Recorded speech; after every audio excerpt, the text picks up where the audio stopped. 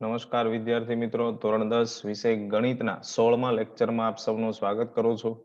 આજે આપણે chapter number 5 સમાંતર શ્રેણી એટલે કે એરિથમેટિક પ્રોગ્રેશનમાં સ્વાધ્યાય 5.3 ના પ્રશ્ન બીજાના 1 થી 3 પ્રશ્નો અને પ્રશ્ન 3 ના પણ 1 થી 3 પ્રશ્નો આપણે સમજવાના છે. પ્રશ્ન 2 ની અંદર તો 3 જ દાખલા છે, પણ પ્રશ્ન 3 ની અંદર ઘણા બધા પ્રશ્નો છે, જેમાંના 1, 2 અને 3 પ્રશ્નો આજના લેક્ચરની અંદર આપણે સમજીશું.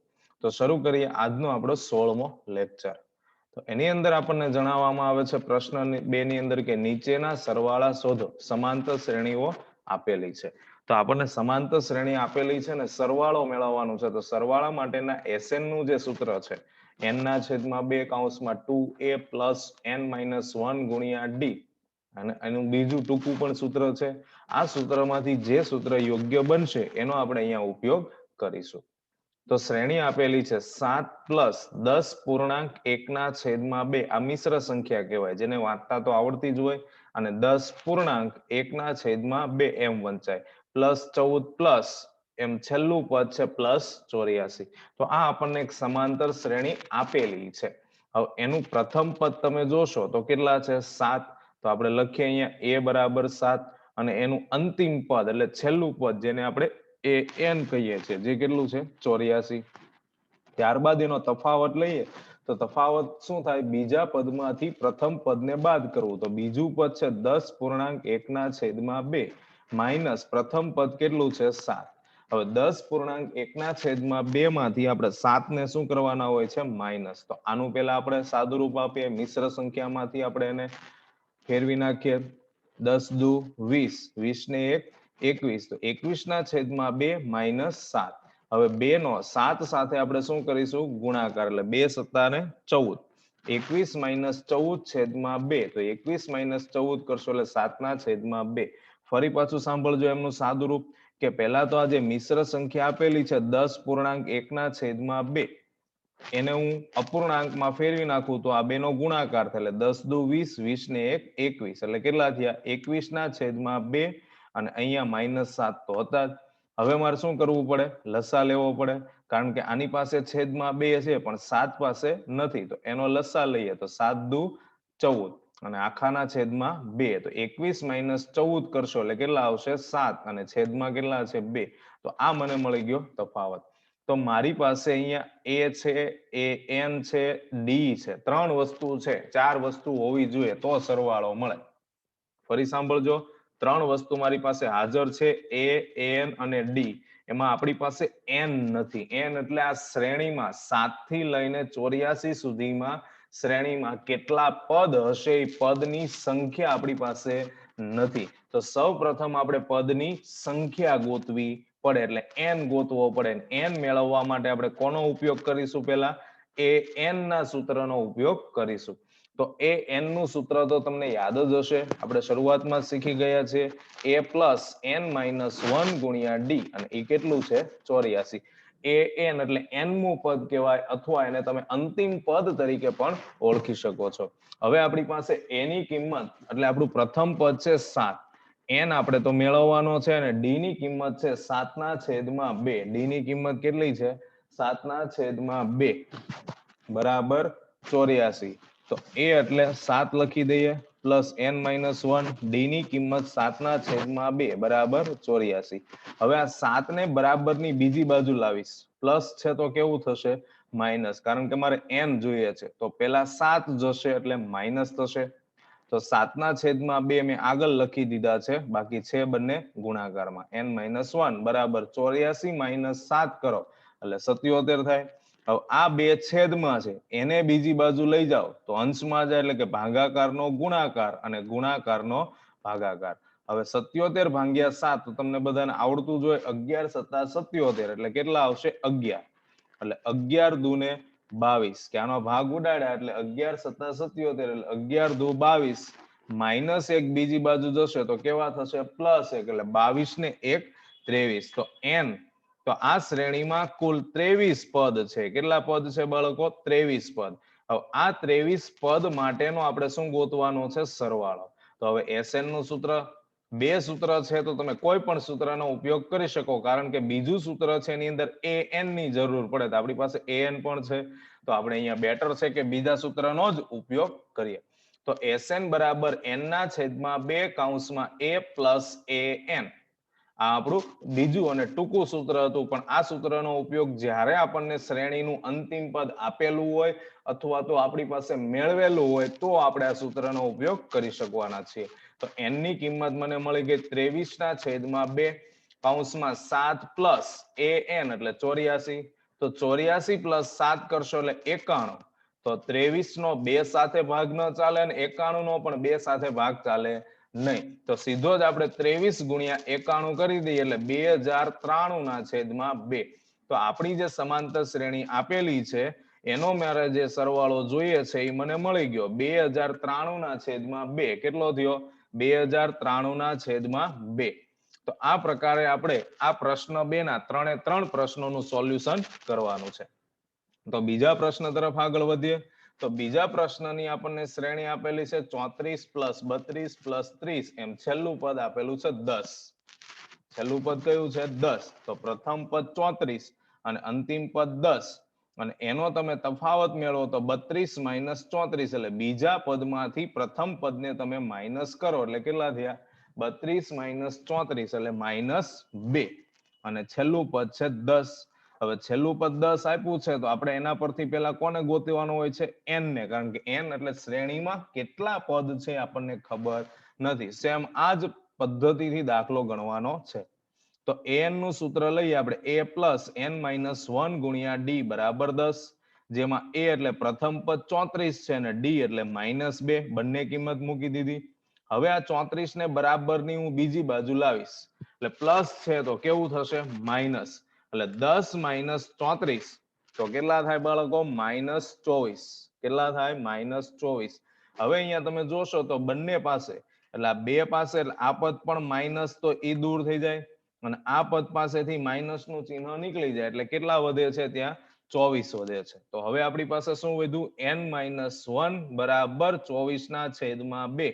એટલે સાથે સાથે આ 2 ને હું છેદમાં લઈ ગયો છું, એટલે આની અંદર સાદુરૂપ મહત્વની વસ્તુ બની શકે છે.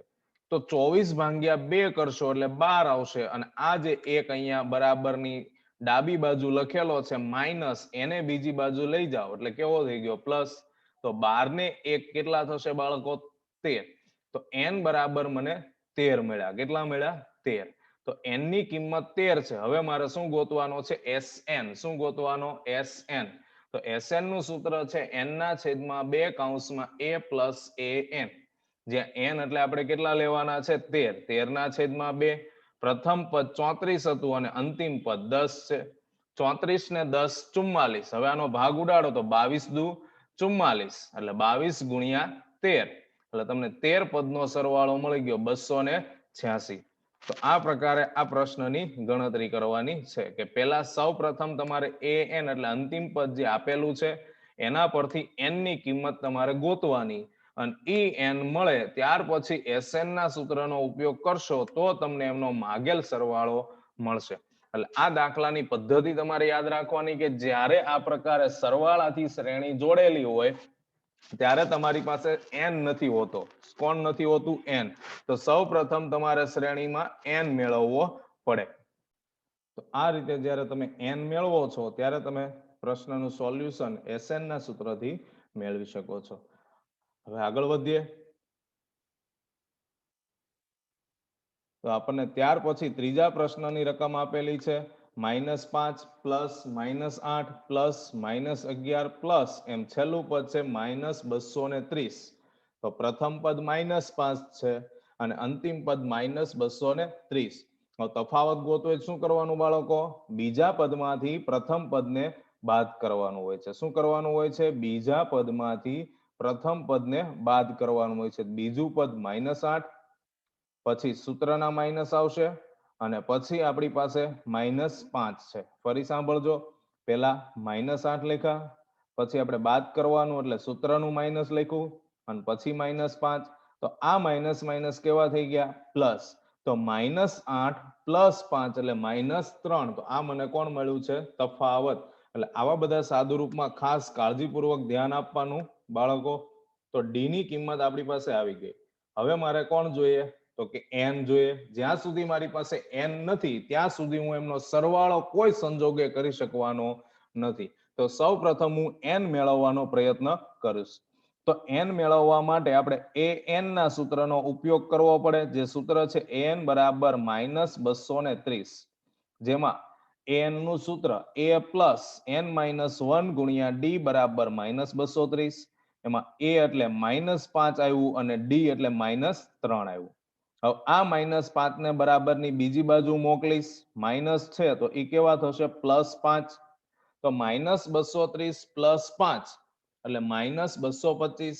હવે આગળ જેમ આપણે જોયું હતું કે બંને બાજુથી માઇનસ માઇનસ નું ચિહ્ન છે એ હટી જાય, એટલે અહીંયાથી માઇનસ માઇનસ નું ચિહ્ન મેં દૂર કરી દીધું. તો હવે મારી પાસે વધશે n-1 બરાબર 225 ના છેદમાં 3. એટલે 3 છે એ ક્યાં જતા રહ્યા? ભાગાકારમાં. 225 ભાગ્યા 3 કરશો એટલે 75 થશે. -1 બરાબરની બીજી બાજુ તમે મોકલશો એટલે +1 થશે. તો 75 ને 1 76. તો આ મને કોની કિંમત મળી ગઈ બાળકો? n ની. કે n બરાબર મને 76 મળ્યા. હવે આપણી પાસે SN મેળવવાનો સમય છે. તો SN ને બનાવીએ આપણે સૂત્રનો કરતા. એટલે કે SN નું સૂત્ર લઈએ n ના છેદમાં 2 કૌંસમાં a પ્લસ an, જ્યાં n એટલે 76 લખી દઈએ. a એટલે -5 છે, પ્લસ an એટલે -230.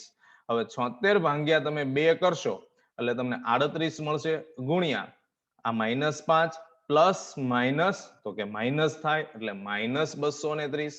તો 76 પદનો સરવાળો ગોતવાનો છે. એટલે S76 બરાબર 38 ગુણ્યા આ માઇનસ માઇનસ પાછા કેવા થાય? પ્લસ. એટલે 230 અને 5 ઉમેરો એટલે 235. હવે 235 ગુણ્યા જ્યારે તમે 38 કરશો એટલે 76 પદનો સરવાળો તમને મળશે -8930. એટલે યાદ રાખજો બાળકો કે સરવાળો છે એ માઇનસ પણ મળી શકે, પણ સમાંતર શ્રેણીનો. કે સમાંતર શ્રેણીમાં તમને જે પણ પદ આપ્યા છે બધા જ પદનો તમે જો સરવાળો કરો છો તો એ સરવાળો તમને કેટલો મળે છે બાળકો? અહીંયા -8930. એટલે એવું ન વિચારવું કે શ્રેણીના સરવાળા આપણને ઋણ ન મળે. સરવાળો ઋણ પણ હોઈ શકે. તો આ આપણા પ્રશ્ન 2 ના 3 દાખલા પૂરા થયા. હવે પ્રશ્ન નંબર 3 ની શરૂઆત કરીએ, જેમાં આપણને 3 પ્રશ્નો આપેલા છે. તો પ્રશ્ન નંબર 3 સૂચના આપેલી છે કે સમાંતર શ્રેણીમાં આપણને જુદા જુદા પ્રશ્નો આપેલા છે. જેમાંનો પ્રથમ પ્રશ્ન આપણે લઈએ તો a બરાબર 5 આપ્યું છે, d બરાબર તો કે 3 આપ્યા છે, an બરાબર 50 આપેલ હોય તો n અને SN ગોતવાનું છે. ખાસ સાંભળજો આ પ્રશ્નને કે a બરાબર 5 આપ્યા છે, d બરાબર 3 આપ્યા છે, an બરાબર 50 આપેલ હોય તો n અને SN ગોતવાનું છે. શું ગોતવાનું છે? n અને SN. તો શરૂ કરીએ ગણતરી. તો પેલા તો આપણને an આપ્યો છે, a આપ્યો છે અને d આપ્યો. તો પેલા કોણ મળશે? n, જે અહીંયા છે તમે જુઓ છો. a આપેલો હતો, an આપેલો હતો અને d આપેલો હતો. n ના સૂત્ર પરથી જ આપણને n મળ્યો. તો સેમ એ જ પદ્ધતિનો દાખલો આપેલો છે. તો શરૂ કરીએ an ના સૂત્ર પરથી કે an બરાબર 50. an નું સૂત્ર છે a પ્લસ n-1 ગુણ્યા d બરાબર 50. a એટલે 5 આપ્યા છે અને d એટલે 3 આપ્યા છે. આ 5 ને બરાબરની બીજી બાજુ મોકલું એટલે માઇનસ થઈ ગયા. 50 માઇનસ 5 એટલે 45 અને છેદમાં કોણ જશે? 3. તો n-1 બરાબર 45 ના છેદમાં 3.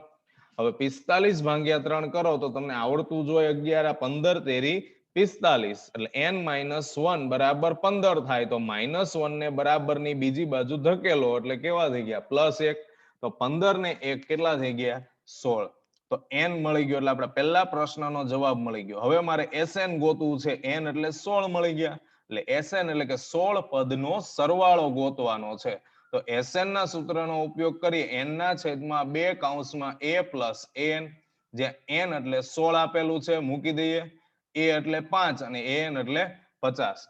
તો 50 પ્લસ 5 એટલે 55 અને 8 દૂને 16.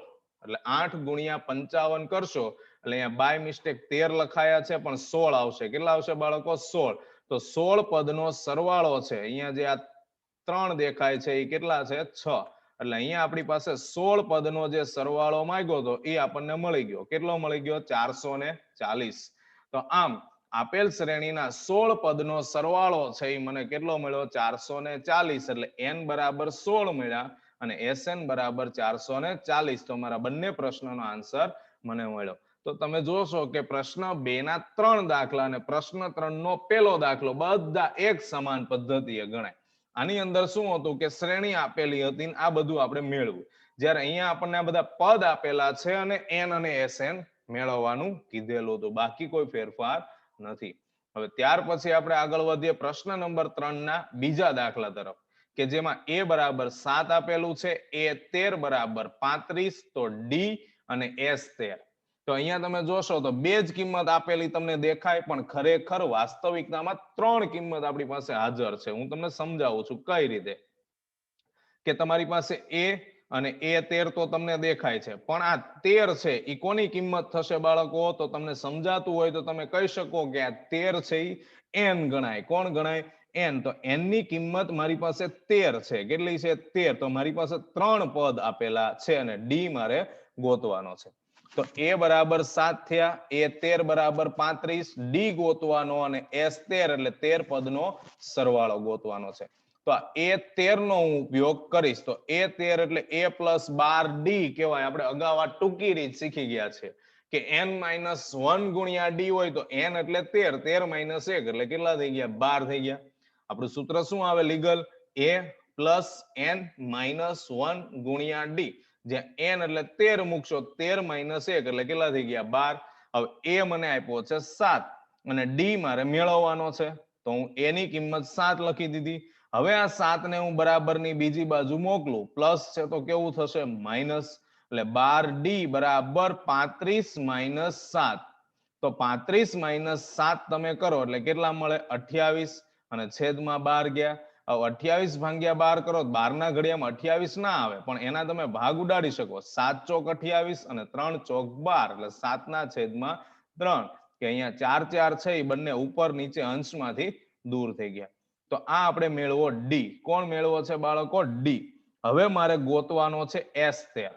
તો s13 નું સૂત્ર n ના છેદમાં 2 કૌંસમાં a + n. તો n એટલે મને 13 આપ્યા છે, a એટલે 7 આપ્યા છે, n એટલે 35 આપ્યા છે.